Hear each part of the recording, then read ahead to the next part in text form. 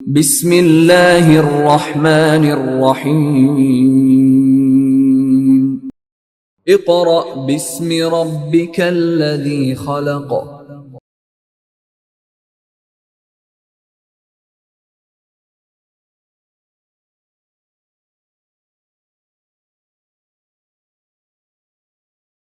Bismillahirrahmanirrahim.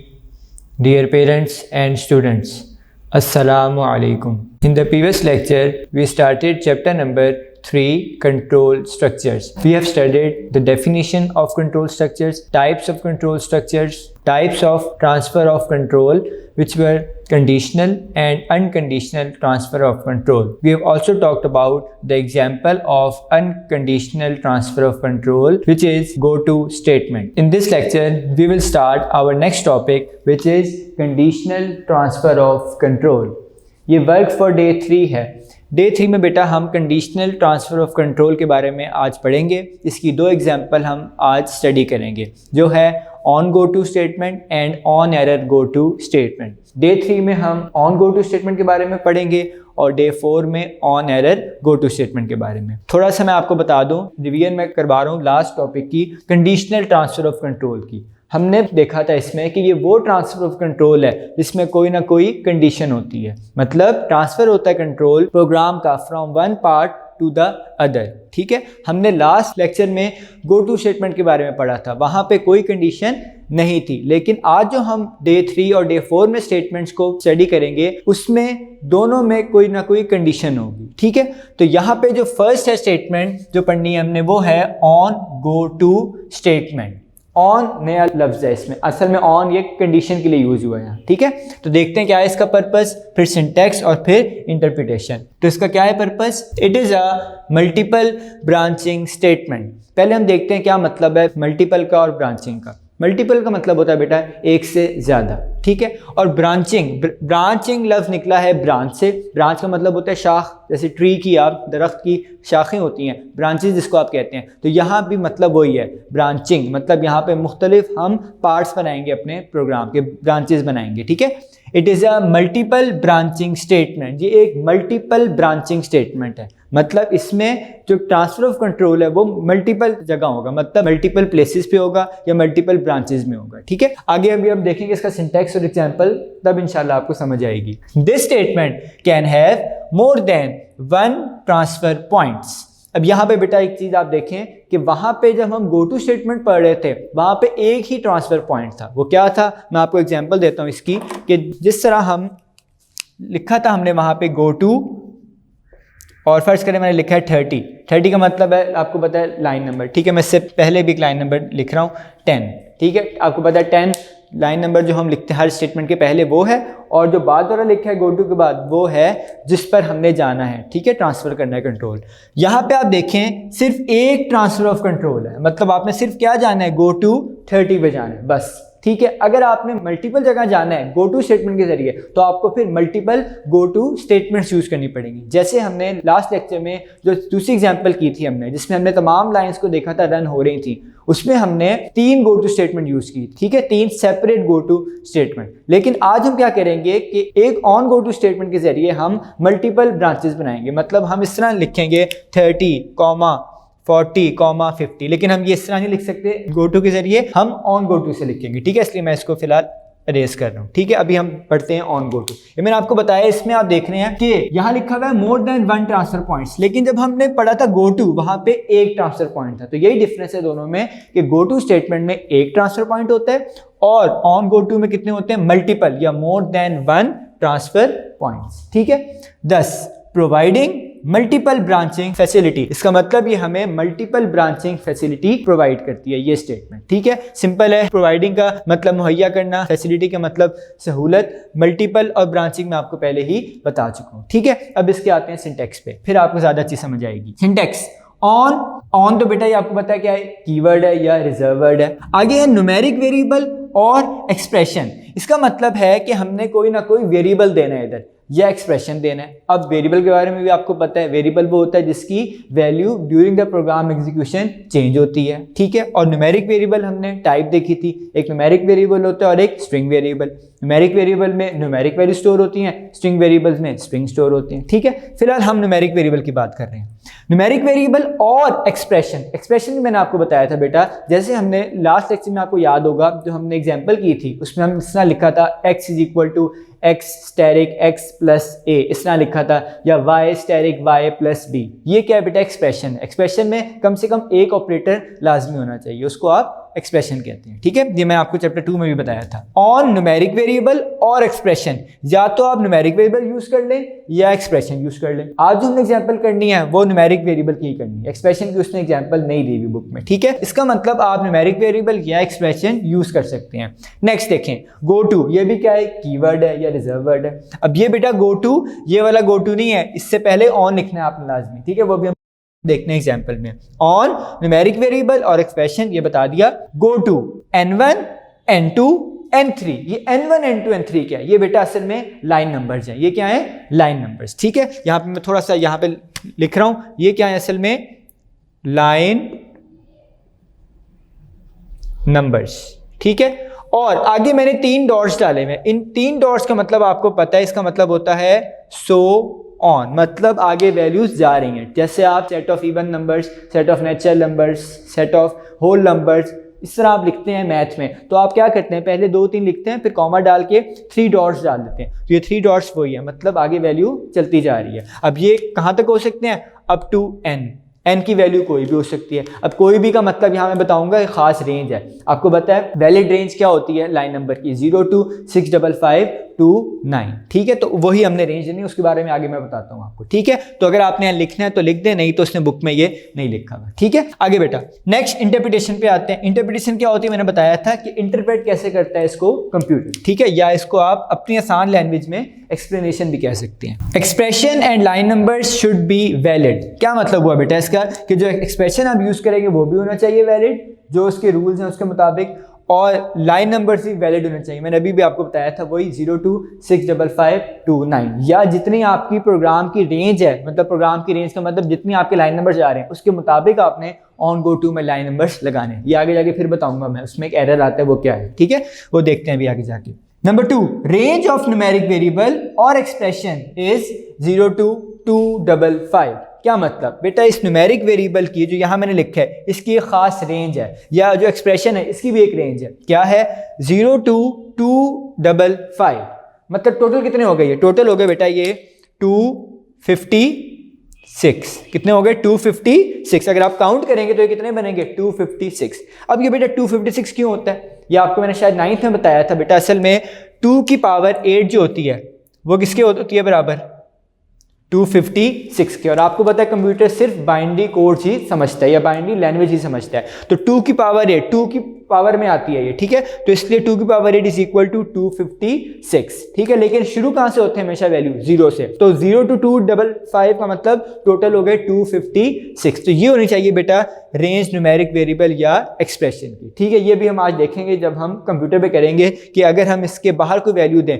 तो क्या होगा, ठीक है। वो मैं अभी आपको अभी बता देता हूँ पहले कि बेटा अगर आप यहाँ पे 0 से पिछला नंबर कोई नेगेटिव नंबर दें तब क्या होगा?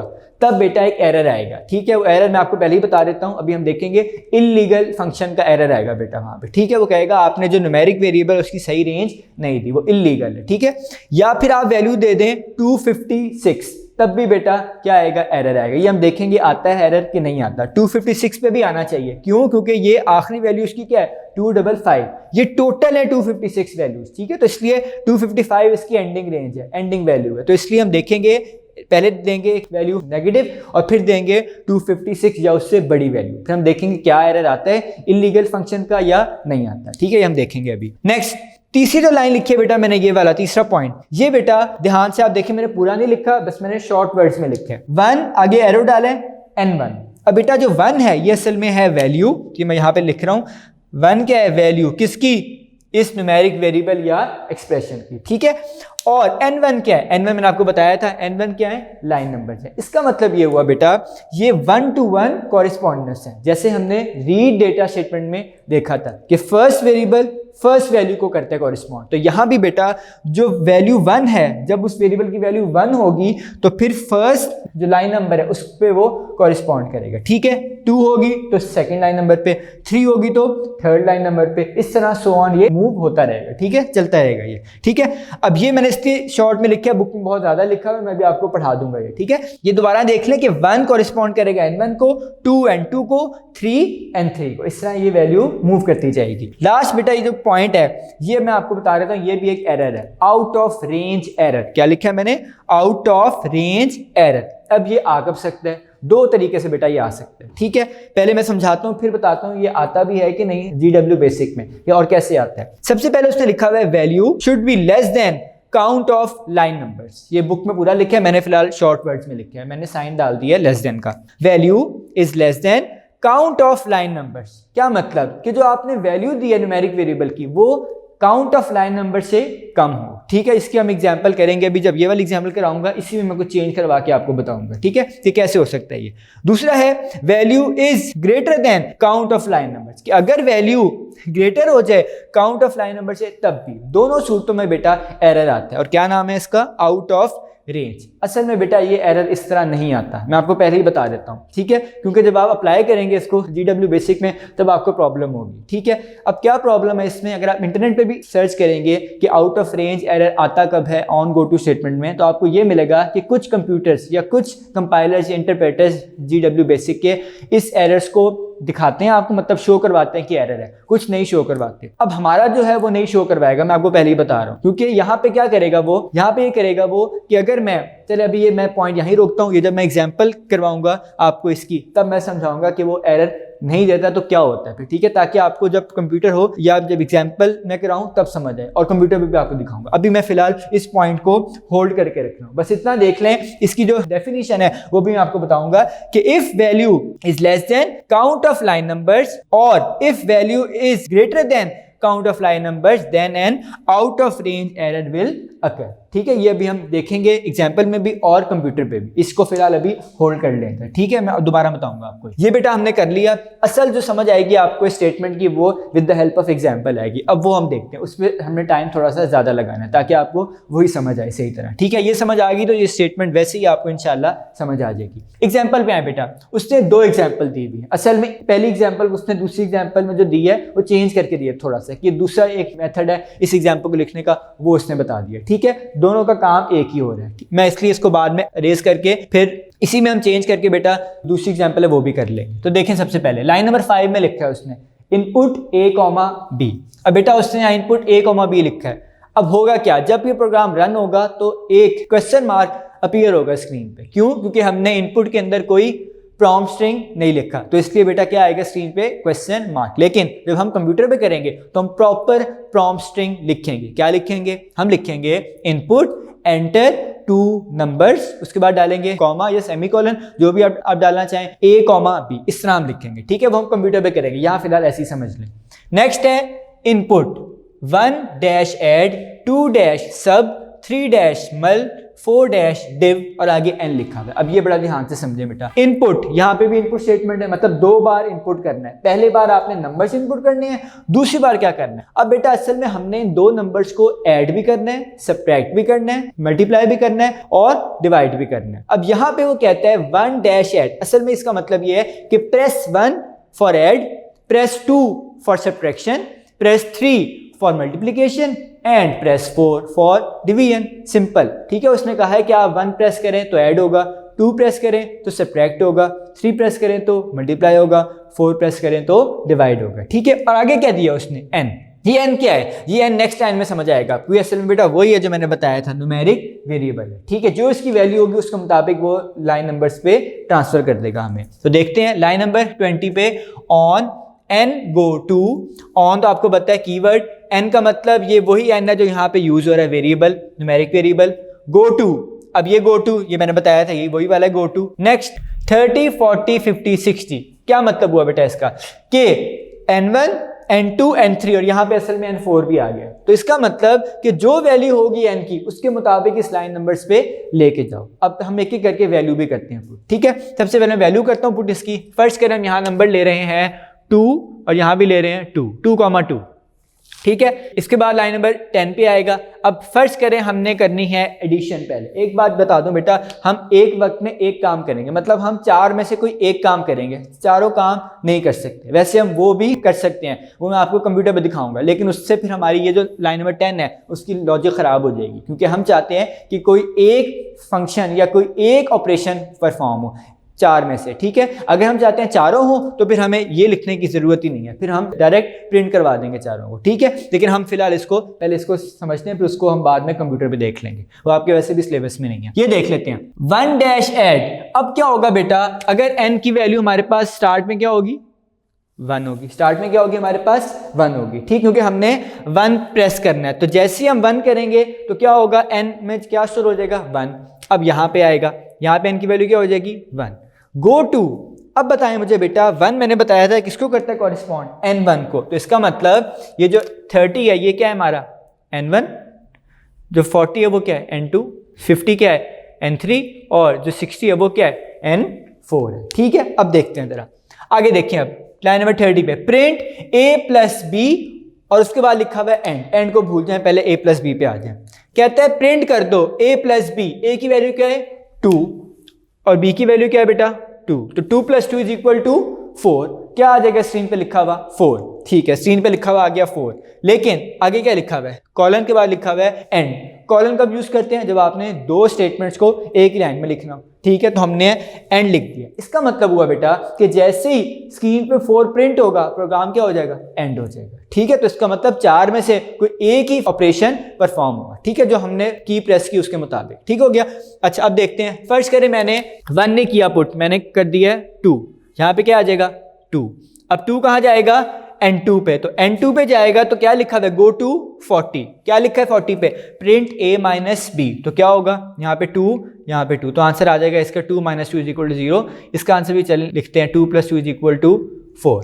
उसके बाद बेटा फर्स्ट करें n की वैल्यू क्या होगी हमारे पास 3, तो यहाँ भी क्या आ जाएगा 3 और अब कहाँ जाएगा 3 जाएगा n3 पे, गो टू 50, 50 पे क्या लिखा हुआ है प्रिंट a स्टेरिक b, तो 2 स्टेरिक 2 = 4, ठीक है, इक्वल टू क्या आ जाएगा हमारे पास आंसर 4 आ जाएगा। नेक्स्ट बेटा अब n की वैल्यू करते हैं हम 4 और यहां भी हो जाएगी 4। अब कहां जाएगा 4 कॉरेस्पॉन्ड करेगा n4 को, n4 क्या लिखा हुआ है go to 60, print a divided by b और फिर n डिवाइड बाय 2 = 1 और फिर प्रोग्राम क्या हो जाएगा एंड हो जाएगा, ठीक हो गया बेटा। हमने क्या किया है कि इस एंड लिखने की वजह से हमेशा कोई ना कोई एक ही ऑपरेशन परफॉर्म होगा। अगर बेटा हम ये एंड ना लिखें, एंड लिखो ही नाम है, तो क्या होगा चारों फंक्शंस ऑपरेट कर जाएंगे, ठीक है। ये हमारा कंप्लीट हो गया एग्जांपल। अगली एग्जांपल में उसने बस थोड़ा सा चेंज किया है, वो मैं आपको अभी बताता हूँ। उसने क्या किया बेटा, उसने ये किया है कि चलिए पहले मैं आपको ये बता देता हूँ कि जो आते हैं एरर वो कैसे आते हैं। ये वाला जो मैंने बताया था आपको, ये वाला, ये खास तौर पे ये वाला तो है, ये तो मैं आपको जब कंप्यूटर पे दिखाऊंगा जाहिर उस वक्त आएगा। ये कैसे हो सकते हैं एरर बेटा, ठीक है, ये मैंने बताया आएगा नहीं, हमारा जो इंटरप्रेटर है या कंपाइलर है वो हमें ये एरर नहीं देगा, तो वो क्या देगा वो भी बताता हूँ आपको। फर्स्ट करें बेटा इसका मतलब क्या है, पहले हम इस पे आते हैं। अब ये कैसे होगा बेटा, perform value is less than count of line number. इसके लिए बेटा हम क्या करेंगे कि वैल्यू अगर मैं यहाँ दे दूं 0 तो क्या होगा, वैल्यू छोटी है, काउंट ऑफ लाइन नंबर्स कितने हैं 4 है, 1 2 3 4, तब देखेंगे क्या एरर आता है, ठीक है। अगर तो एरर ये आ गया आउट ऑफ रेंज एरर तो ठीक है, लेकिन बेटा ये एरर नहीं आता, बहुत कम कंपाइलर्स में आता है। हम जो पढ़े GW बेसिक इसमें भी एरर नहीं शो करता वो सही तरह, और जो हमारा एक और वर्जन है बेसिक का Q बेसिक, उसमें मैंने ट्राई करके देखा था, उस पर भी एरर शो नहीं करता। वो क्या करते हैं हमेशा फर्स्ट ऑपरेशन को ही परफॉर्म करवा देता है। ये हम देखेंगे वो कैसे करवाता है, ठीक है। कि अगर हम कुछ लिख दें 0, वैल्यू छोटी है, 0 इज लेस देन 4, आपको पता है ना, क्योंकि 4 हम लाइन नंबर्स ले रहे हैं लेकिन वैल्यू क्या देते हैं अगर हम उसको 0, तो फिर ये एरर आना चाहिए, लेकिन ये एरर नहीं आता, ठीक है। थ्योरी में उसने बताया है, प्रैक्टिकली ये एरर नहीं शो करता हमें, ठीक है, मैं आपको दिखाऊंगा ये।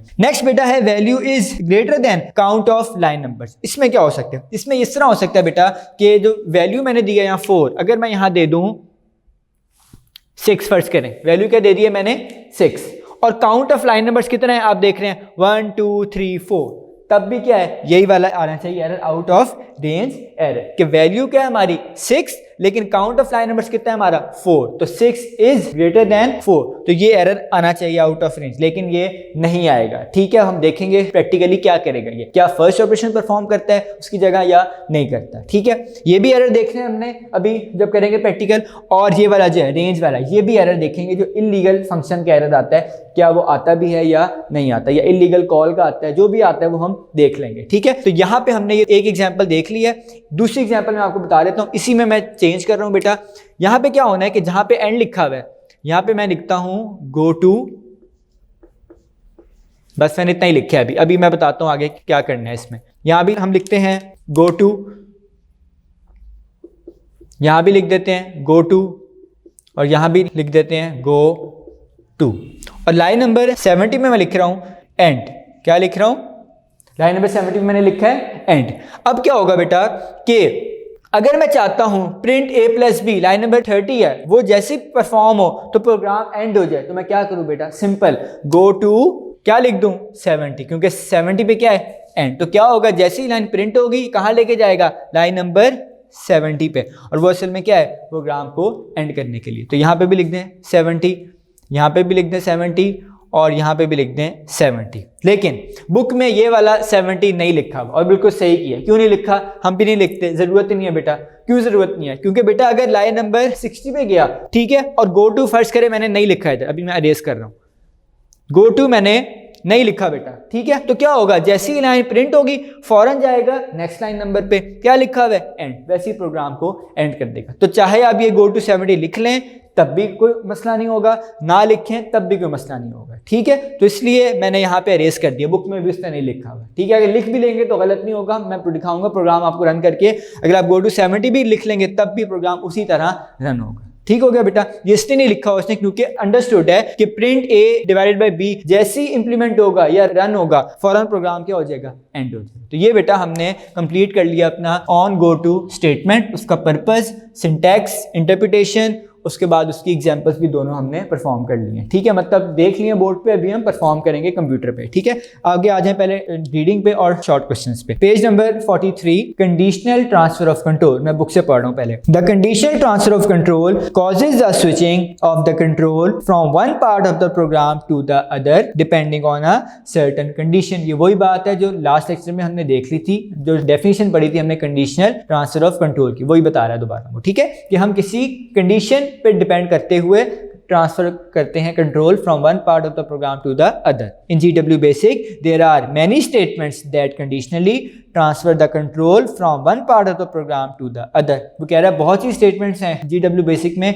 जो कंडीशनली ट्रांसफर करती हैं कंट्रोल को। ठीक है, here we shall discuss them briefly, यहाँ वो कह रहे हैं हम ब्रीफली इसको डिस्कस करते हैं। तो पहला है on go two statements. It is a multiple branching statement, unlike go-to statement, which allows only one transfer point. अब यहाँ पे वो थोड़ा सा कंपैरिजन कर रहा है किसके साथ, go-to statement के साथ, जो मैंने यहाँ लिखा था कि वो क्या करता है, एक ट्रांसफर पॉइंट प्रोवाइड करता है। ठीक है, next, the on go-to statement can have more than one transfer points, thus providing multiple branching facility। मैं सारा आपको यहाँ समझा चुका हूँ। सिंटेक्स भी मैंने बेटा पढ़ा दिया है, on numeric variable or expression, go to n1, n2, n3, so on. Interpretation, the expression is a valid basic expression and n1, n2, n3 are the valid line numbers in the program where the control will be transferred। मतलब उसने कहा ये programme की बात की है, तो programme की बात हो या हम नॉर्मल या जनरल बात करें, क्या रेंज होनी चाहिए, वैलिड होनी चाहिए हमेशा। ठीक है, अगर प्रोग्राम की बात करें तो इसका मतलब क्या है बेटा, वैलिड, कि आप अगर प्रोग्राम आपका लाइन नंबर 70 तक जा रहा है तो आप गो टू में लाइन नंबर 80 ना लिखें, फायदा कोई नहीं होगा उसको, वो इनवैलिड हो जाएगा। ठीक है, तो ये बात है इनवैलिड लाइन नंबर की। The range of value of numeric variable or expression is 0 to 255। ये भी मैंने सारा आपको समझा दिया, इसका जो एरर आएगा वो भी हम देखेंगे। If the value of numeric variable or expression is 1, the control will be transferred to line number n1। ये वो बात है जो मैंने यहाँ लिखी थी। ठीक है, अगर वैल्यू 1 होगी तो ट्रांसफर होगा कंट्रोल n1 पे। ठीक है, next, if the value is 2, then the control will be transferred to line number n2।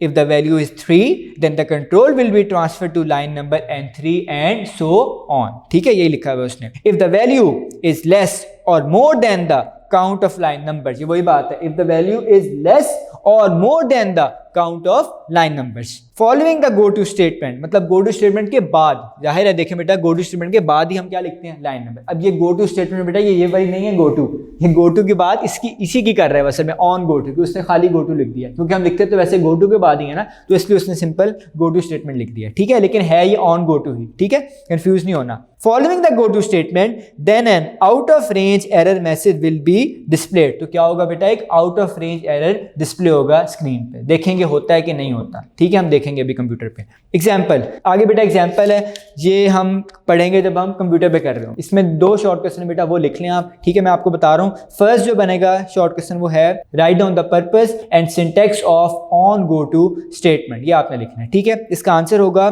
First paragraph complete, ठीक है, और सिंटैक्स भी आपने इसका साथ लिखना है, ठीक हो गया। इसके बाद बेटा एक और बनता है question, what is out of range error in on go to statement, ठीक है, जो अभी हमने देखा है। इसका आंसर है बेटा मैं आपको बता देता हूं, सेकंड पैराग्राफ लास्ट 2.5 लाइंस बनती हैं, ठीक है, यहां से if the value is less or more than, ये इंटरप्रिटेशन का सेकंड पैराग्राफ है, ठीक है। लाइन नंबर बनती है इसकी 4, if the value is less or more than the count of line number following the go to statement then an out of range error message will be displayed. ये बस बेटा 2 short question है day 3 के, ठीक है। तो हमने ये डे 3 यहाँ कंप्लीट किया है, उसका थ्योरेटिकल वर्क था वो हमने यहाँ कंप्लीट कर लिया, ठीक है। शॉर्ट क्वेश्चन भी बता दिए, बुक रीडिंग जो हो सकती थी वो मैंने करवा दी, अब बाकी हम कंप्यूटर पे करेंगे। तो यहाँ पे हमारा वर्क फॉर डे 3 का थ्योरेटिकल वर्क कंप्लीट होता है।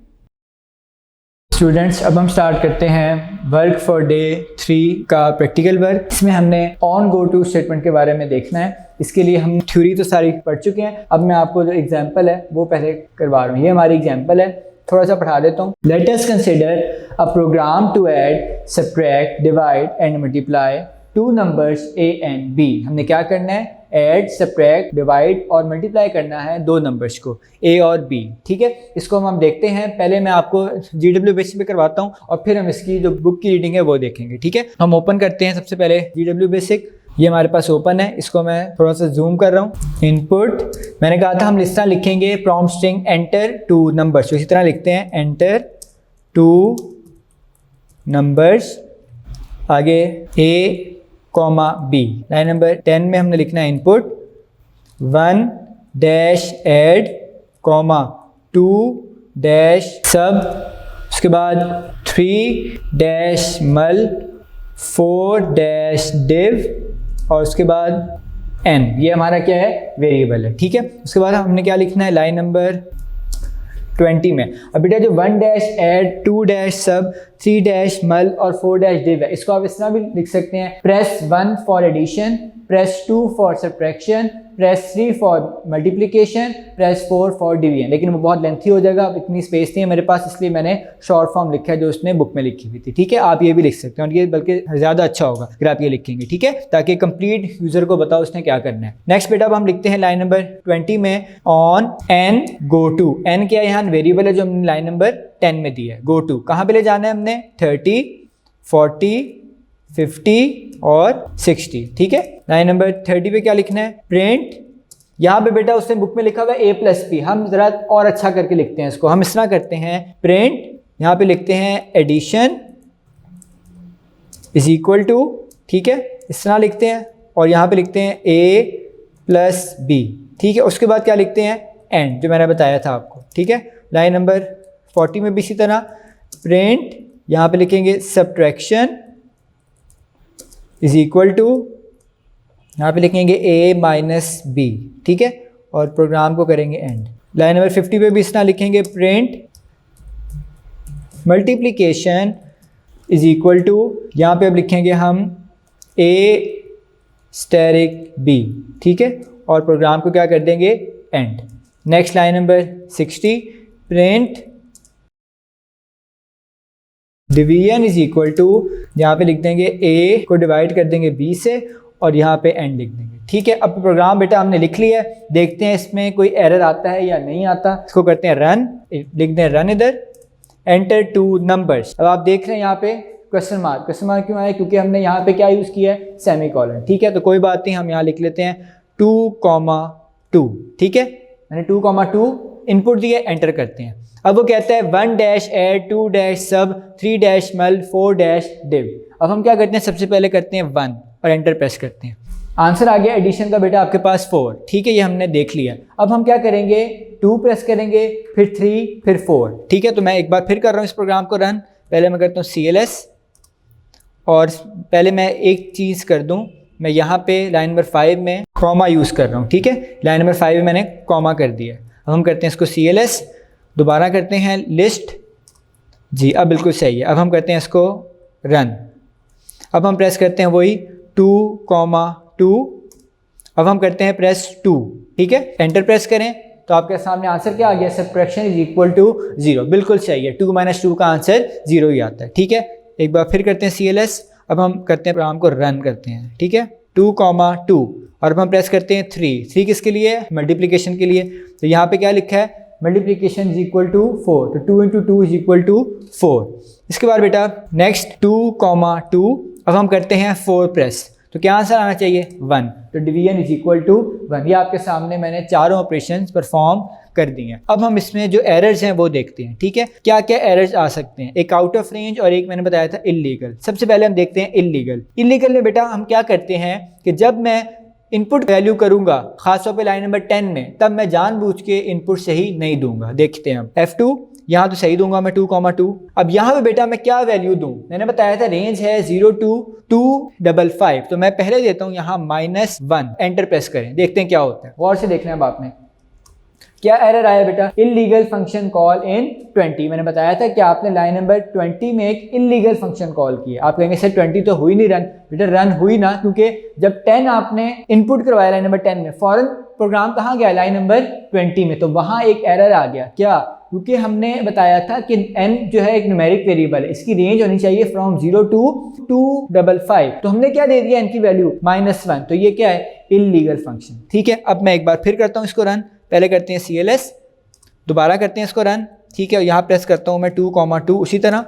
अब यहाँ पे मैं देता हूँ बेटा 256, क्या देता हूँ मैं 256, और एंटर प्रेस करता हूँ, देखें वही एरर आया है, इल्लीगल फंक्शन कॉल इन 20। मैंने बताया था इसकी रेंज क्या है 0 to 255, यहाँ मैंने क्या दे दिया 256, वो टोटल बनता है बेटा 256 अगर आप काउंट करें नंबर्स को, ठीक है, या वैल्यूज को। तो इसलिए यहाँ भी एरर क्या है, इल्लीगल फंक्शन कॉल इन 20। ये तो बेटा मैंने एरर बता दिया आपको इल्लीगल का। अब जो प्रॉब्लम आएगी आपको वो इस एरर में आएगी, अब जो मैं दिखाऊंगा आपको, जो उसने बताया था आउट ऑफ रेंज, वो बेटा शो नहीं होगा इसमें। उसके लिए मैं क्या करता हूँ, मैं पहले प्रोग्राम को करता हूँ रन, और यहाँ पे लिखते हैं 2, 2 उसी तरह। यहाँ पे मैं क्या करता हूँ बेटा कि वैल्यू देता हूँ 5, क्या देता हूँ वैल्यू मैं 5 देता हूँ। अब अगर वैल्यू मैंने 5 दी है, ठीक है, और हमारे पास जो लाइन नंबर्स हैं वो कितने हैं, 4 हैं, 1 2 3 4, ये भी आपको पता है 4 ही है इनपुट में, लेकिन मैं n की वैल्यू क्या दे रहा हूँ अब 5। देखते हैं क्या होता है। वैसे तो आना चाहिए एरर, जो हमने पढ़ा था थ्योरी में, आउट ऑफ रेंज। देखते हैं आता है कि नहीं आता। नहीं आता है, मैंने आपको बताया था बेटा, देखिए उसने क्या किया, एडिशन इज इक्वल टू 4, इसको एग्जीक्यूट कर दिया, मतलब उसने जो फर्स्ट वाला था आपका लाइन नंबर, उसके मुताबिक आंसर हमें दे दिया। तो इसका मतलब ये हमारा जो इंटरप्रेटर या जो वर्जन है कंपाइलर का GW बेसिक का, ये out of range error on go to statement में शो नहीं करता है, मैंने बताया था, ठीक है। बहुत कम है वर्जन जिसमें शो करता है, लेकिन ये एरर सही वाला है, ठीक है। मैं आपको बता रहा हूँ यहाँ पे शो नहीं हो रहा, मैंने दिखा दिया आपको ये करके, ठीक है। अब ये तो मैंने देख लिया कि अगर वैल्यू रखी थी मैंने बड़ी 5 और ये लाइन नंबर कितने थे 4। अब मैं रखता हूँ वैल्यू छोटी, मैं यहाँ रखता हूँ 0, यहाँ पहले क्या है 4, तो 0 इज लेस देन 4। अब मैं दोबारा करता हूँ इसको रन, यहाँ पे मैं लिख रहा हूँ अब 2 नंबर्स 2, 2 उसी तरह। अब यहाँ पे मैं देता हूँ बेटा वैल्यू 0 देता हूँ, देखते हैं क्या होता है।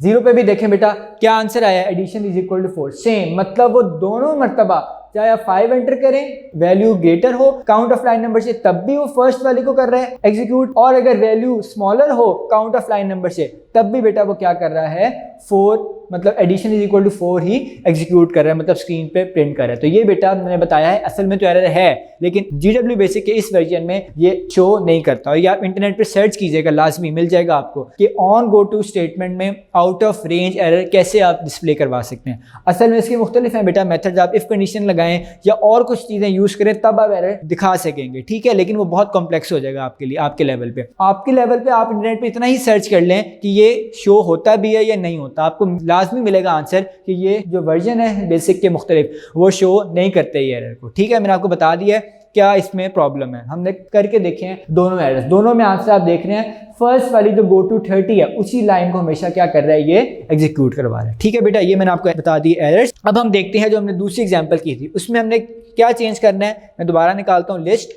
हमने प्रोग्राम में ये करना है बेटा चेंज कि जहाँ पे लिखा हुआ है एंड वहाँ पे क्या लिख देना है, गो टू 70। ठीक है, पहले हम लिख देते हैं ऐसे करें, गो टू 70, बाद में हम लाइन नंबर 70 भी लिख देंगे, एंटर। इसी तरह यहाँ भी करें, गो टू 70, एंटर। इस तरह यहाँ भी गो टू 70, लास्ट वाले में लिखने की कोई ज़रूरत नहीं है, और यहाँ पे लिख दें 70 और यहाँ पे भी लिख दें एंड। ठीक है, अब देख लें प्रोग्राम को एक बार करते हैं CLS और लिस्ट। जी बिल्कुल सही लिखा गया, गो टू 70। लास्ट वाले में मैंने नहीं लिखा, कोई फ़र्क नहीं पड़ता, मैंने बताया था आपको। F2 enter 2 numbers 2,2। चलिए अब 2,2 नहीं करते, कुछ और करते हैं, 4,2 ये कर देते हैं। ठीक है, और मैं कर रहा हूँ एडिशन, तो 4 + 2 का आंसर क्या आ रहा है, 6 आ रहा है। बिल्कुल सही, मतलब जो गो टू 70 वाला बिल्कुल सही चल रहा है। ठीक है, अच्छा अगर हम करते हैं डिवाइड, दोबारा करता हूँ रन मैं इसको, एंटर 2 नंबर्स 4,2। अब देखते हैं क्या होता है। मैं 4 प्रेस कर रहा हूँ यानी डिवीजन, देखें डिवीजन इज इक्वल टू सही आंसर आया है, और फॉरन प्रोग्राम क्या हो गया, एंड हो गया, क्योंकि इस लाइन के बाद हमेशा यही एग्जीक्यूट होगी। ठीक है, तो इसलिए अगर आप गो टू 70 भी लिख दें तब भी सही है, नहीं भी लिखेंगे तब भी सही है। ठीक हो गया, ये बेटा हमने अब देख ली दोनों examples. On go to statement की मैंने आपको ये भी बता दिया है, और एरर्स थे वो भी बता दिए मैंने। ठीक है, अब बेटा हम आते हैं जो बुक में उसने लिखा हुआ है वो पढ़ते हैं। ठीक है जी बेटा, बुक में पेज नंबर 44 पे लिखा हुआ है, यही मैं आपको बता रहा हूँ। When line number 5 is executed A question mark appears on the screen। ये मैंने आपको बताया था जब मैं बोर्ड पे पढ़ा रहा था कि लाइन नंबर 5 एग्जीक्यूट होगी तो आएगा क्वेश्चन मार्क, लेकिन हमारा क्यों नहीं आया, क्योंकि हमने पूरा प्रॉपर प्रॉम्प्ट स्ट्रिंग लिखा था। ठीक है, this is in fact the prompt where values for A and B are type. ये क्या है, प्रॉम्प्ट है जहां पे A और B की वैल्यूज टाइप होंगी।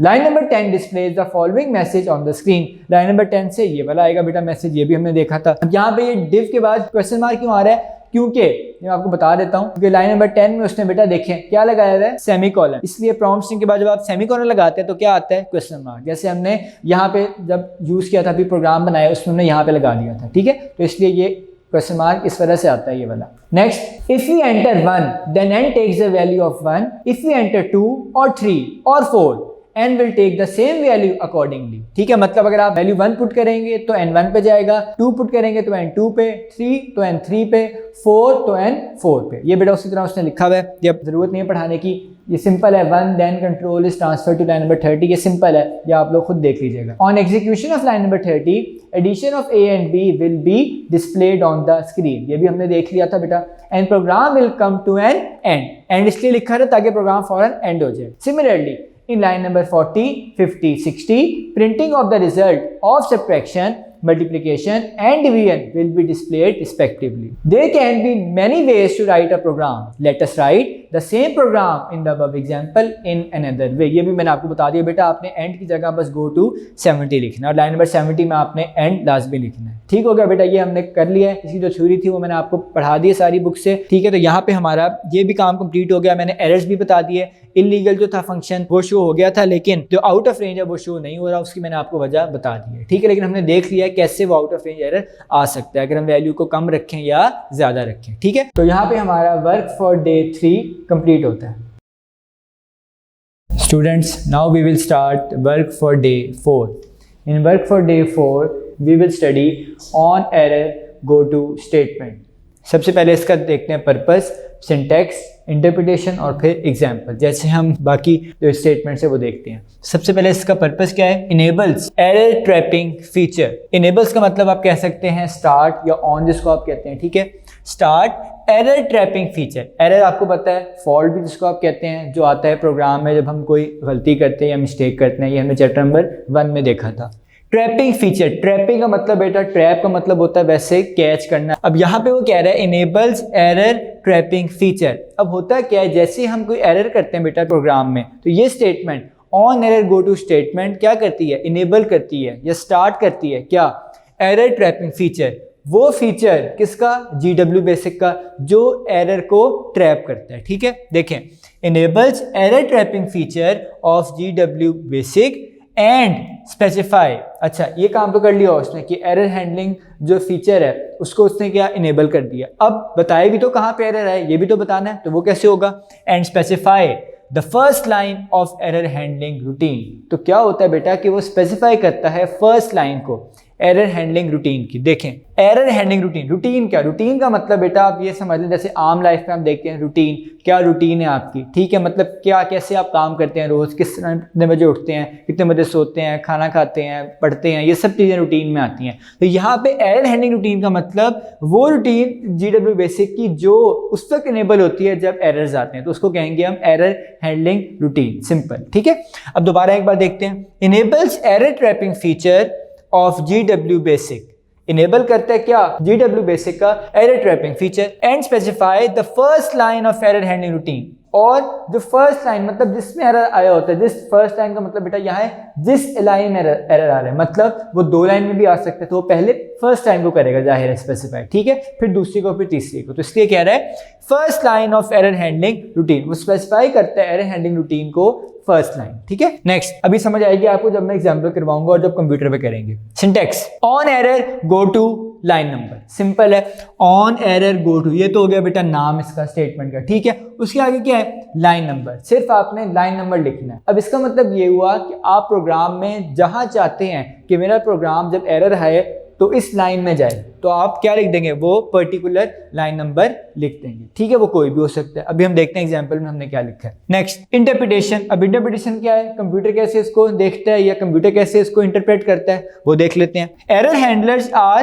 टर्न्ड ऑन, क्या मतलब कि एरर हैंडलर्स टर्न्ड ऑन हो जाते हैं, मतलब स्टार्ट हो जाते हैं, जैसे मैंने आपको बताया था, या इनेबल हो जाते हैं, ठीक है, जैसे ही आप ये स्टेटमेंट यूज करते हैं, यही वो बात कर रहा है। Next, often used in beginning of program, बेटा बहुत इंपॉर्टेंट बात है कि ये ज़्यादातर प्रोग्राम के स्टार्ट में लिखा जाता है या यूज़ किया जाता है। इसकी क्या वजह है कि अगर हम स्टार्ट में लिख देंगे बेटा तो स्टार्ट में ही हमें पता लग जाएगा, एक एक लाइन को वो देखेगा कि क्या एरर है या नहीं। अगर आप नहीं स्टार्ट में लिखेंगे, बीच में कहीं लिखना है या एंड पे लिखना है, तो वो जो पहले कोड लिखा हुआ आपने उस on error go to statement से पहले, तो वो फिर एरर ट्रैप नहीं कर सकेगा, ठीक है। तो इसलिए हमें कहाँ लिखना पड़ता है, हमेशा बिगनिंग में। When error occurs control immediately transfers to specified line number, ये भी हम पढ़ चुके हैं थोड़ा सा पहले, अभी बताया था मैंने कि जैसे ही एरर आता है तो क्या होता है, कंट्रोल कहाँ ट्रांसफर होता है, इमीडिएटली मतलब फौरन, control immediately transfers to specified line number which we have specified in on error go to statement, मतलब जो हमने on error go to statement में स्पेसिफाई किया था लाइन नंबर, फौरन कंट्रोल ट्रांसफर होता है उस पर्टिकुलर लाइन नंबर पर। Next, beginning of user defined error handling routines, अब ये वो बात है बेटा जो मैं थोड़ी ऊपर बता चुका हूं, तो उसने थोड़ा सा एक्सप्लेन करके या 1-2 लाइंस में बताया बस को, यही बात दोबारा। वो कहता है कि जैसे ही एरर आते हैं, बिगिनिंग ऑफ यूजर डिफाइंड, तो क्या होता है, user defined error handling routine भी स्टार्ट हो जाती है, ठीक है। अब ये यूजर डिफाइंड का मतलब है बेटा जो यूजर ने डिफाइन की है, मतलब जो हम यहाँ पे on error go to statement में यूज करते हैं, ठीक है, मतलब जो भी आपने लाइन नंबर पॉइंट किया उसको कि इस पर लेके जाओ अगर एरर आए, तो वो क्या है, beginning of user defined error handling routines, ठीक है। ये बहुत लेंथी उसने लिखा हुआ है, लेकिन अभी हम बुक से पढ़ लेते हैं इसको। मतलब इसका ये है कि फौरन स्टार्ट होता है एरर हैंडलिंग रूटीन, ठीक है, जो किसने डिफाइन की है, यूजर ने। Next, error handling can be done in both direct and indirect mode, ये भी बड़ी इंपॉर्टेंट बात है कि बेटा डायरेक्ट और इनडायरेक्ट मोड दोनों में आप एरर को हैंडल कर सकते हैं, ठीक है। कैसे, देखें, अब आपने पढ़ा था 2 होते हैं मोड्स, चैप्टर नंबर 2 में देखा था हमने, direct mode, indirect mode. Direct mode में आपको पता है कि ज़्यादातर जो GW बेसिक की कमांड्स हैं वो एग्जीक्यूट होती हैं, और इनडायरेक्ट मोड में GW बेसिक की स्टेटमेंट्स एग्जीक्यूट होती हैं। तो हम कमांड में भी गलती कर सकते हैं और स्टेटमेंट में भी कर सकते हैं, तो इसीलिए उसने कहा है कि एरर हैंडलिंग कहाँ हो सकती है, बोथ डायरेक्ट और इनडायरेक्ट मोड में, ठीक है बेटा। ये भी हमने यहाँ पे कंप्लीट कर लिया जो बुक में लिखा हुआ था, अभी हम इसको बुक से पढ़ेंगे, ठीक है। बल्कि कैसे करते हैं, पहले बुक से पढ़ लेते हैं, बाद में मैं जाऊंगा इसकी एग्जांपल, ठीक है। पहले हम पढ़ते हैं बुक से इसको। Page number 44, on error go to statement, this command, अब बेटा ये बात देखें, उसने यहाँ कमांड लिख दी है, वैसे उसको स्टेटमेंट ही लिखना चाहिए था, ठीक है, तो आप इसको स्टेटमेंट लिख लें या कमांड लिख लें, वैसे इसको स्टेटमेंट ही लिखना चाहिए, ठीक है। This command enables error trapping feature of GW basic and specify the first line of error handling routine. Syntax, on error go to line number, ये मैं आपको सारा यहाँ समझा चुका हूँ। Next,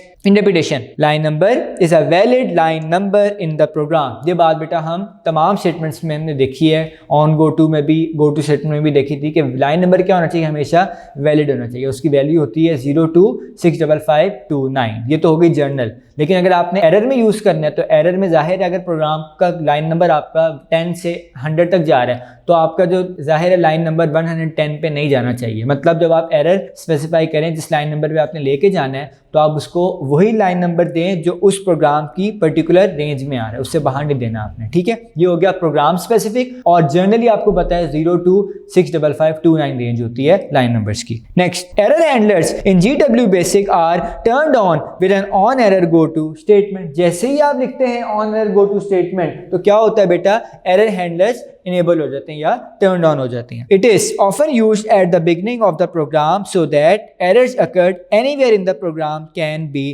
trap. ये मैंने बताया बेटा कहाँ यूज होता है, ये बिगिनिंग ऑफ द प्रोग्राम में, ताकि तमाम एरर्स ट्रैप हो सके। ठीक है, when an error occurs during the program execution the control immediately transfers to the specified line number. जैसे ही एरर आते हैं तो बेटा कंट्रोल ट्रांसफर हो जाता है पर्टिकुलर या स्पेसिफाइड लाइन नंबर पे। This line number specifies the beginning of a user defined error handling routine which processes the error accordingly. तो इससे क्या होता है बेटा, स्टार्ट हो जाता है user defined error handling routines जो उसके मुताबिक एरर को ठीक करते हैं या एरर को देखते हैं। ठीक है, the error can be handled in direct as well as in direct mode. ये भी बता चुका हूँ, जो एरर होते हैं या एरर हैंडलिंग जो होती है वो बोथ डायरेक्ट और इनडायरेक्ट मोड में हो सकती है। ठीक है, नेक्स्ट बेटा पेज नंबर 45, ये मैं आपको पढ़ाता हूँ, पहले यहाँ से देख लें, बहुत आसान है। ERR ERL ये दो वर्ड लिखे हैं मैंने, ये बेटा असल में स्पेशल वेरिएबल है जो यूज होते हैं on error go to statement के साथ। ठीक है, अब ये क्या है, आगे लिखा हुआ है रिजर्व वर्ड्स। रिजर्व वर्ड हमने पढ़ा था, रिजर्व वर्ड्स या कीवर्ड्स। इसका मतलब ये दोनों वेरिएबल जो स्पेशल है ये as a variable name use नहीं हो सकते। ठीक है, तो क्या मतलब है ERR का, ERR बेटा शॉर्ट फॉर्म है एरर की असल में ERR। ठीक है, तो एरर में जो ERR है स्टार्ट को वो उसने यहाँ से ले लिया। ठीक है, ये बताता है हमें एरर कोड। ये क्या बताता है हमें, एरर कोड उस पर्टिकुलर प्रोग्राम का। ठीक है, तो आपने जो भी एरर किया है उसका क्या कोड है। ठीक है, नेक्स्ट ERL ER तो आपको पता है एरर, L का मतलब है यहाँ लाइन नंबर। अब ये ERL हमें बताता है कि किस लाइन नंबर पे आपने एरर किया है। ठीक है, वो भी अभी हम देखेंगे एग्जांपल में कि कैसे ये बताता है कि किस लाइन में एरर किया। आपने जिस प्रोग्राम की जिस लाइन नंबर पे एरर किया होगा वो यहाँ बता देगा, 10 20 40 कुछ भी। ठीक है, अब हम इसको देखते हैं एग्जाम्पल से। एग्जाम्पल देखें बेटा, इसकी लाइन नंबर 10 में लिखा हुआ है ऑन एरर गो टू 70। अब आप देख रहे हैं कि उसने वही किया है जो यहाँ कहा था उसने कि often used in beginning of program, कि हमने स्टार्ट में इसको यूज कर दिया है। क्या कहते हैं, ऑन एरर गो टू, ये तो आपको पता है कैसे लिखना है। आगे लाइन नंबर क्या दिया उसने यहाँ पे, 70 दिया। अब लाइन नंबर 70 पे क्या लिखा हुआ है देख लेते हैं। लाइन नंबर 70 पे लिखा हुआ है प्रिंट एरर कोड ERR, जो मैंने बताया आपको। और प्रिंट लाइन नंबर 80 में लिखा हुआ है error is on line number, और आगे क्या लिखा हुआ है ERL। ठीक है, और आखिर में प्रोग्राम एंड हो रहा है। अब बेटा एक दो बातें आपको समझ नहीं आ रही होंगी इधर, वो समझते हैं अभी। एक तो दो एंड यूज हो रहे हैं, आप देख रहे हैं 60 और 90 पे, और जो प्रोग्राम कैसे रन होगा, फ्लो कैसे होगा इसका। ठीक है, वो हम अब इसको देखते हैं कैसे होगा। सबसे पहले लाइन नंबर 10 मैंने आपको बता दिया, उसके बाद लाइन नंबर 20 और 30। लाइन नंबर 20 30 में क्या कह रहे हैं, इनपुट एंटर फर्स्ट नंबर और एंटर सेकेंड नंबर। और अगर आप गौर से देखें तो उसने आगे क्या लिखा हुआ है, वेरिएबल नेम दिया हुआ है, फर्स्ट नंबर को N1 और सेकंड नंबर को N2। आगे कौन सा साइन है, ये परसेंटेज का साइन है, या जिसको आप इंटीजर वेरिएबल भी कहते हैं। ठीक है, ये दोनों क्या है, इंटीजर वेरिएबल। ठीक हो गया, अब इसको आपने याद रखना है, जब हम लाइन नंबर 40 पे आएंगे तो आपको ये काम आएगा, या जो एरर आएगा उसमें काम आएगा कि ये इंटीजर वेरिएबल था। ठीक है, ये दोनों क्या है आपके पास, इंटीजर वेरिएबल्स है। Next line number 40, R percentage again integer variable is equal to, ये क्या है, assignment operator, N1 static N2, मतलब जो भी वैल्यू यूजर करेगा पुट N1 और N2 में, उसको क्या कर दो, मल्टीप्लाई करो, R इंटीजर वेरिएबल है उसके अंदर स्टोर कर दो। ठीक है, आगे लाइन नंबर 50 पे print result is equal to R percentage. आपको पता है हम स्टोर जो करवाया हमने जिस वेरिएबल में उसका आंसर, इन दोनों का वो हम यहाँ पे प्रिंट करवा देंगे। ठीक है, उसके बाद लाइन नंबर 60 पे प्रोग्राम एंड हो गया। ठीक हो गया बेटा, अब ऐसा करते हैं इस प्रोग्राम को विदाउट एरर्स देखने की कोशिश करते हैं कि क्या होगा। सबसे पहले बेटा लाइन नंबर 10 रन होगी। लाइन नंबर 10 जब ही इंप्लीमेंट होगी जब कोई एरर आएगा। तो फिलहाल तो कोई एरर नहीं है, लाइन नंबर 10 में तो कोई एरर नहीं है, वो तो हमें यही बता रही है कि हमने तो यहाँ पे स्टार्ट किया असल में अपनी on error go to statement को। नेक्स्ट लाइन पे जाएगा, लाइन नंबर 20 पे कोई एरर नहीं है, 30 पे कोई एरर नहीं है, कोई हमने ना सिंटैक्स एरर किया है ना कोई लॉजिकल एरर किया है, ठीक है। रन टाइम तो पता लगेगा जब रन करेंगे। यहाँ भी ठीक हो गया, यूजर ने 2 नंबर एंटर कर दिए, सिंपल इनपुट कर दिए। लाइन नंबर 40 पे आएगा, यहाँ पे बेटा आप गौर से मुझे देख के बताएं क्या कोई एरर है। एरर है बेटा, देखें यहाँ पे दोनों इंटीजर वेरिएबल है, ठीक है, और उसने जो वैल्यू दी हुई है ना वो बहुत बड़ी वैल्यू दी हुई है। मैं आपको बता देता हूँ, यहाँ पे उसने लिखा हुआ है N1 में 400 आई थिंक, और N2 में लिखा हुआ है 450। मैं यहाँ लिख रहा हूँ 400 और 450, ये यूजर ने वैल्यूज इनपुट की हैं। अब बेटा इसका आंसर क्या आता है? इसका आंसर आता है, यहाँ पे मैं लिख रहा हूँ R में 1,80,000। इसका आंसर क्या आता है? दोनों को अगर मल्टीप्लाई करें 1,80,000, ठीक है। अब बेटा जो 1,80,000 है, क्या ये इस इंटीजर वेरिएबल में स्टोर हो जाएगा? नहीं होगा। इसकी वजह क्या है? सुने, जो बेटा इंटीजर वेरिएबल है ना वो लेता है 2 बाइट्स, मतलब इसकी स्पेस कितनी है? 2 बाइट्स। ये हमने पढ़ा था टाइप डिक्लेरेशन कैरेक्टर्स में, चैप्टर नंबर 2 में, ठीक है। जो इसकी मेमोरी है वो कितनी है? 2 बाइट्स है, 2 बाइट्स लेता है ये, ठीक है। अब जब हमने ये 2 वेरिएबल तो इजीली स्टोर हो जाएंगे, N1 और N2 में 400 और 450 स्टोर हो जाएगा, लेकिन जब लाइन नंबर 40 में हमने इन दोनों को मल्टीप्लाई करवाया और फिर स्टोर भी किसमें करवाया? इंटीजर वेरिएबल में, तो आंसर बहुत बड़ा आया है 1,80,000। तो उससे क्या होगा? ओवरफ्लो एरर आएगा बेटा। ओवरफ्लो का मतलब क्या है? देखिए ना, उसकी लिमिट कितनी है? 2 बाइट्स। आर की भी लिमिट कितनी है? आर इंटीजर वेरिएबल की 2 बाइट्स, लेकिन आपने वैल्यू बहुत ज्यादा दे दी है, बड़ी वैल्यू आ गई है, तो इसलिए ओवरफ्लो एरर आएगा, ठीक है। तो इसका एक 2-3 ऑप्शन है आपके पास। आप ये करें, यहाँ पे जो लिखा हुआ है साइन परसेंटेज का, इसको चेंज कर दें। 2 ऑप्शन है आपके पास यहाँ पे, या तो चेंज कर दें सिंगल प्रिसीजन में, याद होगा आपको सिंगल प्रिसीजन एक्सक्लेमेशन मार्क जो होता है, ठीक है, या फिर आप किसमें चेंज कर दें इसको? डबल प्रिसीजन में। दोनों में से जो आपको लगे कि सही है। अब ये कैसे पता लगेगा? ये हमें दोनों को बारी बारी करना पड़ेगा, जो हम देखेंगे करके, ठीक है। क्योंकि जो आपके पास एक्सक्लेमेशन मार्क है उसकी मेमोरी होती है 4 बाइट्स, और जो ये है नंबर साइन डबल प्रिसीजन, इसकी मेमोरी होती है 8 बाइट्स। तो जाहिर है 8 बाइट्स ज़्यादा है 2 बाइट्स से और 4 बाइट्स से, तो इसलिए वो इजीली स्टोर कर लेगा इसको। उसके लिए हमें क्या करना पड़ेगा? यहाँ पे भी चेंज करना पड़ेगा, ठीक है। एक तो ये ऑप्शन है हमारा। दूसरी ऑप्शन ये है कि हम क्या करें, अगर तो इससे ना मसला हल हुआ हमारा, तो हम सिंपल ये करेंगे कि यहाँ भी क्या कर देंगे? नंबर साइन, और यहाँ भी क्या कर देंगे? नंबर साइन या डबल प्रिसीजन वेरिएबल। हम इन दोनों को भी क्या कह देंगे? डबल प्रिसीजन, ताकि मसला ही ना हो, ताकि वो इनपुट भी इसमें ले और स्टोर भी फिर उसी में करे, ठीक हो गया। तो ये बेटा हम देखेंगे करके कि कैसे ये हमारा प्रोग्राम सही होगा, ठीक है। फर्ज करें अभी हमने ये सही नहीं किया, मैं दोबारा रेज कर रहा हूँ क्योंकि हमने अभी सही नहीं किया। मैंने आपको दिखाना है एरर कैसे आता है, ठीक है। ये हमने यहाँ पे वैसे ही रखा हुआ है, ठीक है। अब बेटा होगा क्या? जैसे ही लाइन नंबर 40 पे आएगा, एरर ट्रैपिंग फीचर इनेबल हो जाएगा, तो एरर हैंडलिंग रूटीन भी स्टार्ट हो जाएगी साथ ही उसके, ठीक है, ताकि हैंडल करे वो इसको। होगा क्या? जैसे ही लाइन नंबर 40 रन होगी तो उसको ये ओवरफ्लो एरर आएगा। फौरन वो क्या होगा? उसने कहा था ऑन एरर गो टू 70, उसने कहा जैसे ही एरर आए तुम ले जाओ उसको प्रोग्राम को लाइन नंबर 70 पे। तो क्या होगा? लाइन नंबर 70 पे प्रोग्राम शिफ्ट होगा। लाइन नंबर 70 पे क्या लिखा हुआ है? 40 से मैं अब यहाँ पे आ रहा हूँ, 40 से लाइन नंबर 70 पे। तो कहाँ पे आ गया बेटा? ये आ गया है लाइन नंबर 70 पे, प्रिंट एरर कोड ERR, और उसके बाद print error is on line number ERL। यहाँ जो उसने बुक में आई थिंक एरर कोड लिखा हुआ है वो आई थिंक 6 है, मैं कंफर्म कर लेता हूँ जी 6 है। और जो लाइन नंबर है यहाँ पे क्या आना चाहिए? खुद बताएं आप। 40 आना चाहिए, क्योंकि लाइन नंबर 40 में हमारा एरर, ठीक है। ये उसने बुक में इंप्लीमेंट किया हुआ, अभी हम बाद में देखेंगे, ठीक हो गया। ये तो बेटा एरर कोड और error is on line number हो गया। उसके बाद क्या होगा? जैसे ही दोनों स्क्रीन पे प्रिंट होंगे तो प्रोग्राम क्या हो जाएगा? एंड हो जाएगा। इसलिए बेटा 2 एंड है। अगर तो कोई एरर नहीं होगा तो सिंपल क्या होगा? प्रिंट रिजल्ट, ये प्रिंट हो जाएगा स्क्रीन पे और प्रोग्राम एंड हो जाएगा। वो तब होगा जब हम यहाँ क्या लगाएंगे? नंबर साइन या डबल प्रिसीजन, ठीक है।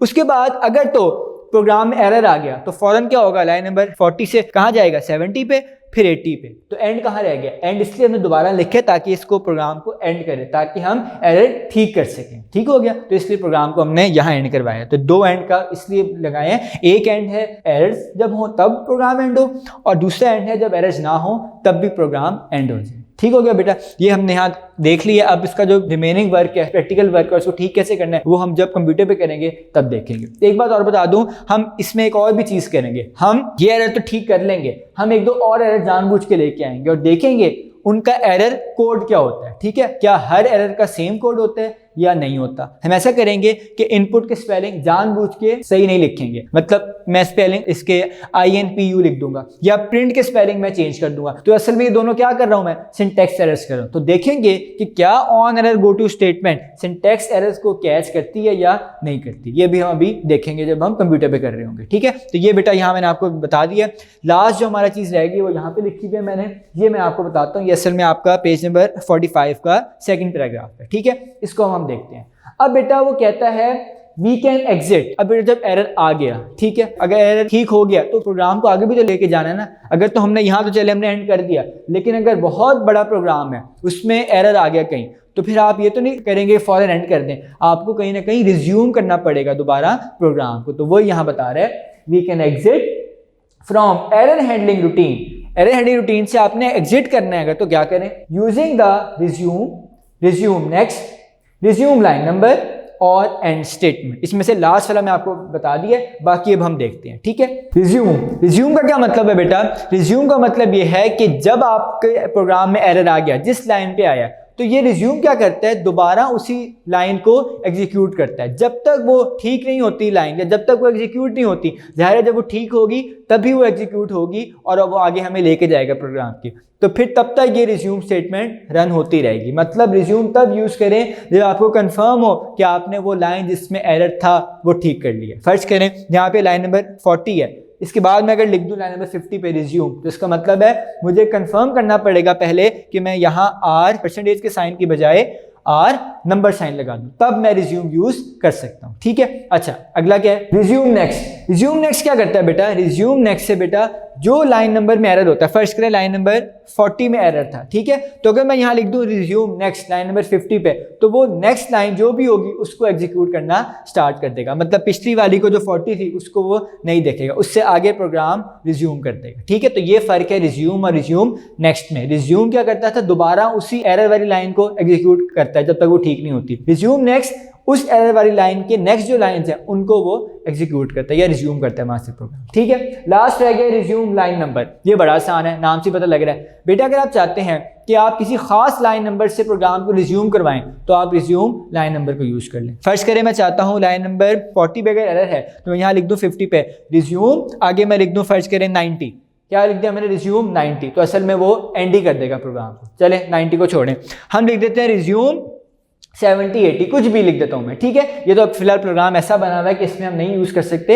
हमारा प्रोग्राम अगर बहुत लेंथी है तो हम जिस लाइन नंबर पे जाना चाहते हैं एरर के बाद वो हम लिख सकते हैं। कैसे, रिज्यूम लाइन नंबर से। और उसके बाद लास्ट है एंड स्टेटमेंट, ये मैंने बता दिया, इसकी एग्जांपल भी आपने देख लिया। अगर आपने एंड करना है प्रोग्राम को तो आप एंड स्टेटमेंट यूज कर लेंगे, ठीक है। समझ आ गई जैसे हमने यहाँ पे यूज किया, ठीक हो गया बेटा। अब मैं पढ़ाता हूँ आपको बुक से, पेज नंबर 45 से पढ़ा रहा हूँ। इन GW basic Each possible error has been assigned a unique code. Her possible error को बेटा एक खास कोड असाइन होता है GW बेसिक में। When an error occurs, its code is assigned to a special variable named ERR. जब बेटा error आता है तो एक खास कोड असाइन होता है, किसको, ERR स्पेशल वेरिएबल को, ठीक है। And the line number where the error was encountered is assigned to another special variable named ERL. और जिस लाइन नंबर में एरर आया होता है वो कहा जाता है, किस वेरिएबल में जाता है, ERL में। The ERR and ERL are reserved words. ये क्या है, दोनों रिजर्व्ड वर्ड्स है, मैंने आपको बता दिया था ये। नेक्स्ट सेकंड पैराग्राफ है बेटा, GW basic needs to know when it has finished handling an error. अब GW बेसिक को पता होना चाहिए कि कब एरर हैंडलिंग खत्म होगी, ठीक है।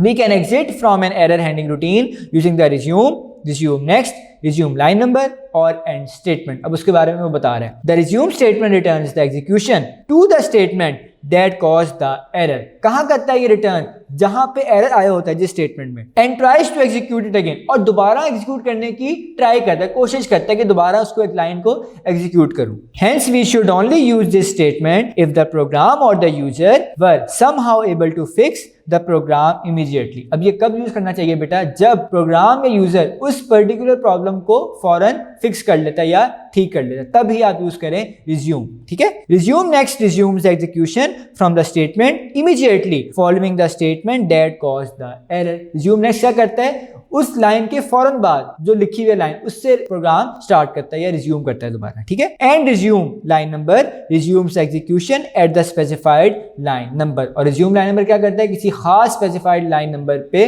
प्रोग्राम को रिज्यूम करता है। ठीक है, नेक्स्ट एग्जांपल बेटा आप ये देखेंगे जब करेंगे कंप्यूटर पे, बाकी मैंने आपको बता दिया। इसके जो शॉर्ट क्वेश्चन है वो देख लें, मैं बता रहा हूँ आपको short question. First short question है what is the purpose and syntax of on error go to statement. आप लिखेंगे फर्स्ट 2 लाइंस और सिंटैक्स साथ लिख दीजिएगा पेज नंबर 44 पे। उसके बाद नेक्स्ट क्वेश्चन है व्हाट इज ERR और उसके बाद क्वेश्चन बनेगा व्हाट इज ERL। पहले ERR के बारे में देख लें। ERR का बेटा आंसर है पेज नंबर 45 पे, first paragraph. In GW basic each possible error has been assigned a unique code. When an error occurs, its code is assigned to a special variable named ERR. बस यहाँ तक लिखना है आपने। इसके बाद बेटा क्वेश्चन है what is ERL। इसका आंसर इसी से आगे स्टार्ट होता है, बस एंड नहीं लिखना आपने। The line number where the error was encountered is assigned to another। अब यहाँ लिखा हुआ है another, आप ये ना लिखिएगा, बस इतना लिख लें, is assigned to special variable named ERL। बस यहाँ तक इसका आंसर होगा। नेक्स्ट बेटा how can we resume the program in GW basic after on error go to statement. ये मैंने बोला क्वेश्चन। अब इसका आंसर लिखना बेटा आपने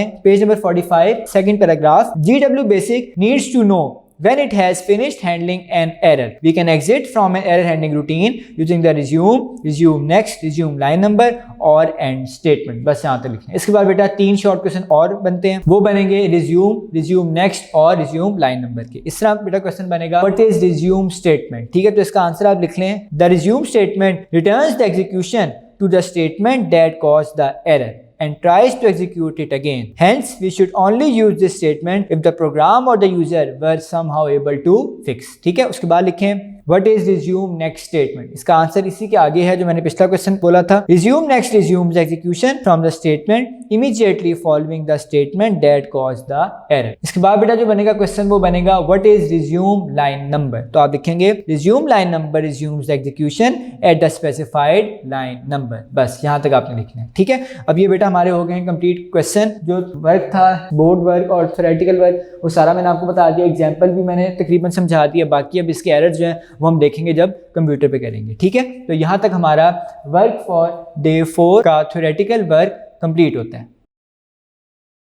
स्टूडेंट्स अब हम स्टार्ट करते हैं वर्क फॉर डे 4 का प्रैक्टिकल वर्क। ये मैंने आपको on error go to statement सारा समझा दिया बोर्ड पे और बुक से रीडिंग भी करवा दिया। अब जो हमने काम करना है वो इसकी एग्जांपल है, वो मैं आपको पहले दिखा देता हूँ जो बुक में है। ये एग्जांपल है बुक में, इसी को हमने बोर्ड पे समझा था। इसकी जो लास्ट लाइन्स हैं वो हमने पढ़नी है, लेकिन वो पढ़ेंगे जब हम ये प्रोग्राम को GW बेसिक में टाइप कर लेंगे। ठीक है, इसको करते हैं परफॉर्म ऑफ GW बेसिक में। यहाँ पे लिखते हैं line number 10 on error go to, यहाँ पे हम लिखते हैं 70 क्योंकि हम लाइन नंबर 70 पे जाएंगे। लाइन नंबर 20 पे लिखते हैं input enter first number N1 और यहाँ पे क्या लगाते हैं साइन परसेंटेज का। आप N1 को स्मॉल लिख दें तब भी प्रोग्राम सही चलेगा, कोई फर्क नहीं पड़ता। इनपुट एंटर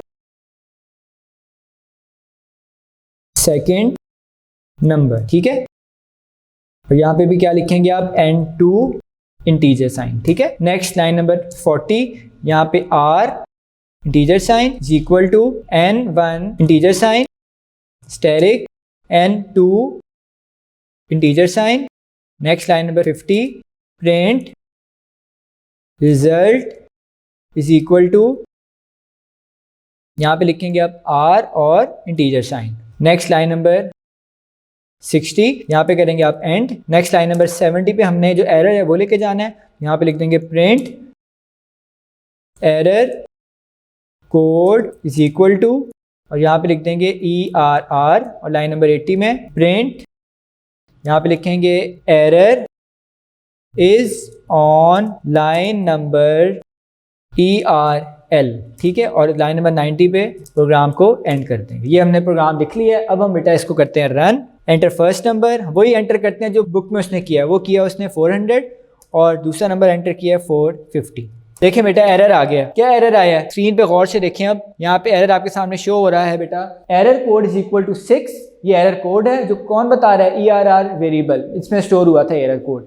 और error is on line number 40। Line number 40 में हमारा एरर है। मैंने आपको बता दिया था कि क्यों एरर आया। अब इसको हम ठीक करेंगे, ठीक है। पहले हम इसको ठीक करते हैं, फिर हम जो दूसरा एरर है इनपुट या प्रिंट वाला वो लेके आएंगे इस प्रोग्राम में, ठीक है। तो पहले हम इसको एरर को ठीक करते हैं। इसके 2-3 ऑप्शंस हैं।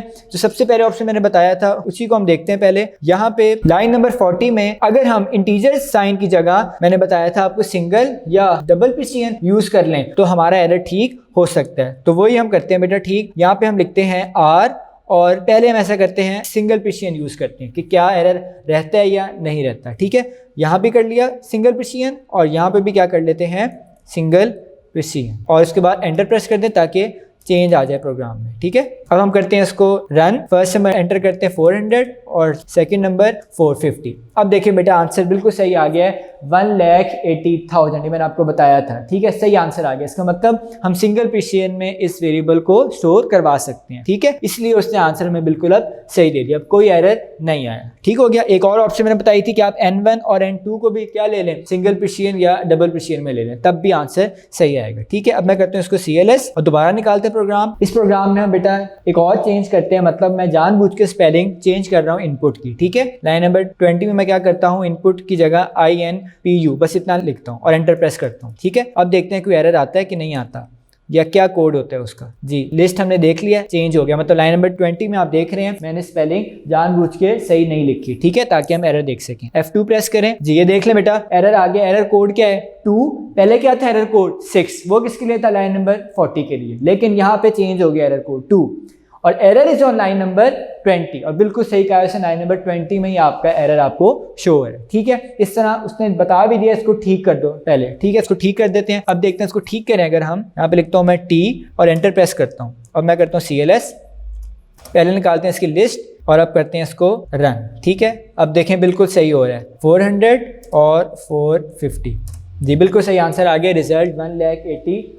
तो आपने ये देख लिया है कि वो एरर इनपुट वाला भी हमने दिखा दिया आपको और जो हमने लाइन नंबर 40 में किया था एरर वो भी ठीक कर लिया हमने, ठीक हो गया। तो ये बेटा हमारा यहाँ पे ये एग्जाम्पल भी कंप्लीट हो गई है। अब हम पढ़ते हैं इसको बुक से, जो उसकी लास्ट 3 लाइन उसने लिखी हुई है। ये एग्जाम्पल बेटा हमारी हो गई है, अभी हमने की है। ये आप देख रहे हैं 400 और 450 रन किया तो एरर कोड आया और error is on line number 40 आया। इसके बाद हम देखते हैं तो लास्ट उसने लिखी हुई लाइन, ये गौर से डेटा देखिए आप, ठीक है। यहाँ पे वो कह रहा है here R is an integer variable। R क्या है? इंटीजर वेरिएबल है। आपने देखा था हमने शुरू में इंटीजर दिया था। And the result of 400 into 450 can not be stored in it. और इसका रिजल्ट स्टोर नहीं हो सकता किसमें? इस इंटीजर वेरिएबल में जो हमने ऊपर लिखा था अभी। Hence an overflow error occurs with code number 6 which is assigned to the variable ERR। वो कह रहा है क्या आता है? ओवरफ्लो एरर आता है। और ये क्यों आता है मैंने बताया था, क्योंकि सिंगल प्रिसिजन है, उसकी जो मेमोरी है 4 बाइट्स है और इंटीजर की कितनी है? 2 बाइट्स लेता है वो। तो इसलिए जो 4 बाइट्स वाला आंसर है वो 2 बाइट्स में स्टोर नहीं हो सकता, तो इसलिए ओवरफ्लो एरर आता है, ठीक है। With code number 6 which is assigned to the variable ERR, ठीक है। तो इसलिए वो क्या कहता है कि आपको उसी में स्टोर करना पड़ेगा जिसकी मेमोरी थोड़ी ज्यादा हो, ठीक है। तो हमने क्या किया था, यहाँ पे हमने R इंटीजर साइन को चेंज कर दिया था R सिंगल प्रिसिजन में, तुम्हारा आंसर बिल्कुल सही आ गया था, ठीक है बेटा। यहाँ पे बेटा हम आज का लेक्चर कंप्लीट करते हैं। हमने कंप्लीट हर चीज देख ली है, शॉर्ट क्वेश्चन भी बता दिए मैंने आपको, एग्जांपल भी देख ली, एरर्स भी सारे देख लिए उसके, और बाकी हर चीज हमने बुक से भी रीड कर लिया और कंप्लीट कर लिया दोनों टॉपिक्स। अगले लेक्चर में इंशाल्लाह नेक्स्ट टॉपिक जो होगा हमारा सिलेक्शन स्ट्रक्चर, जो दूसरी टाइप है कंट्रोल स्ट्रक्चर की, वो स्टडी करेंगे, ठीक है। तो आपको कोई भी प्रॉब्लम हो तो आप हमारे स्कूल के दिए गए व्हाट्सएप नंबर पर हमसे रब्ता कर सकते हैं। आज का लेक्चर हम इधर ही कंप्लीट करते हैं। अल्लाह हाफिज।